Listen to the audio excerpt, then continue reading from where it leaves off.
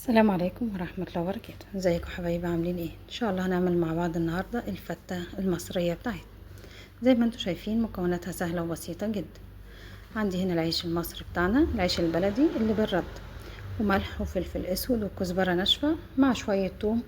وزي ما وريتكم دي الطماطم اللي احنا كنا مسبكينها مع بعض. جبت مقص هنا وبدأت اقص العيش بتاعي قطع او الحجم اللي احنا عايزينه، وفي صينية على البوتاجاز حطيت فيها معلقتين محترمين كده من السمنة. هستنى لما السمنة تسخن شوية وبعدين هنزل بالعيش. انا بحب احمص العيش كده فوق البوتاجاز عشان يبقى له طعم كويس. عايزين تعملوه جوه الفرن مفيش مشكلة.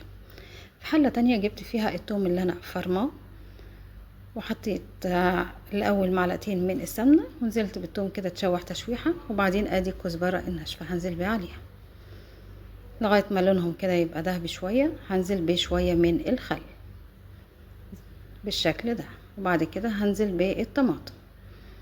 طبعا الطماطم بتاعتي متسبكة فمش هسبكها كتير، يا دوب غلوتين بس كده.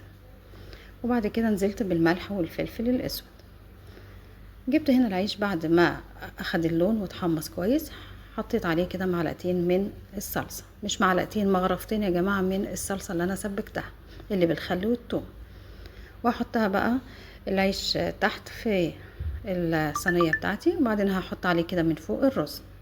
طبعا الرز سهل وبسيط جدا، مش محتاج ان احنا نعمله مع بعض عشان ما اطولش عليكم الفيديو. وطبعا اللحمة سلقناها وحطيناها كده فوق وش الفتة بتاعتي، وبعد كده هنزل بشوية من الصلصة.